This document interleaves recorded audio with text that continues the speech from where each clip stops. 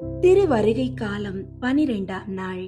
ஓ எங்கள் ஞான ஆசானே, நீதியின் சூரியனே, முழு உலகிற்கும் மீட்பு செய்தியை கொண்டு வரும் எங்களுடைய ஆண்டவராகிய இயேசு கிறிஸ்துவே, திருவருகை காலத்தின் இந்த 12ஆம் நாளில் நீர் உமது வாழ்வால், வார்த்தைகளால் மற்றும் சிலுவை தியாகத்தால் எங்களுக்கு கற்றுக் கொடுத்த தெய்வீக ஒழுக்கத்தின் முன் நாங்கள் முழுவதுமாக சரணடைகின்றோம்.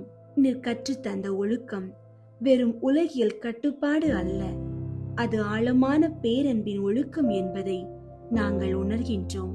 இந்த தெய்வீக ஒழுக்கத்தை நாங்கள் எங்கள் உள்ளத்தில் பதிய வைக்கவும், அதன் வழியாக நாங்கள் உமது 2ஆம் வருகைக்கு எங்களை ஆயத்தப்படுத்தவும் எங்களுக்கு அருள் தாரும். நீர் உம்மை வெறுமையாக்கி தாழ்ச்சியின் மிக சிறந்த எடுத்துக்காட்டாய் உம்மை காட்டினீரே. அதே மன தாழ்ச்சி என்னும் புனித ஒழுக்கத்தை நாங்கள் கற்றுக்கொள்ளவும், எங்கள் அகந்தை என்னும் கோட்டையை இடித்து தரை மட்டமாக்கவும் உம்முடைய தூய ஆவியின் வல்லமையை அனுப்பியருளும்.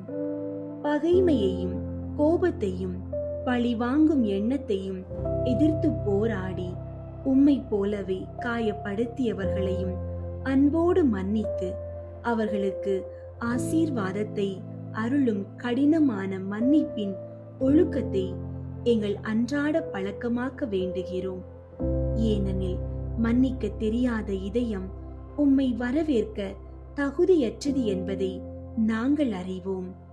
மேலும் உலகத்தின் மாயைகளையும் சிற்றின்ப நாட்டங்களையும் எதிர்த்து நிற்கும் தன்னடக்கம் என்னும் வல்லமையான ஒழுக்கத்தை எங்களுக்கு கொடுத்தருளும். உம்முடைய ராஜ்யத்துக்குரிய நீதியின் பாதையில் தவறாமல் நடக்க எங்கள் கண், காது, வாய் மற்றும் சிந்தனை ஆகிய அனைத்தையும் உம்முடைய புனித கட்டுப்பாட்டிற்குள் கொண்டு வர எங்களுக்கு உதவும். எங்கள் காத்திருப்பு வெறும் வெளிப்புற சடங்குகளாய் நின்று விடாமல் உம்முடைய 2வது வருகைக்காக மட்டுமல்ல, ஒவ்வொரு நாளும் எங்கள் உள்ளத்தில் நீர் பிறக்க தேவையான தூய்மையின் ஒழுக்கமாய் அது மலர வேண்டும். நாங்கள் எங்கள் வாழ்வில் உம்முடைய நற்பண்புகளை சுமந்து கொண்டு உமது ராஜ்யத்தின் பிரதிநிதிகளாக வாழவும், இறுதியாக உமது மகிமையின் நடுவே வரவிருக்கும் உம்மை பூரண மகிழ்ச்சியுடன் சந்திக்கவும் எங்களுக்கு தகுதி அளித்தருளும். இந்த ஒழுக்கமான வாழ்வின் வழியாக உம்முடைய பிறப்பின் நிஜமான அர்த்தத்தை நாங்கள் கண்டுகொள்ள செய்தருளும். ஆமென்.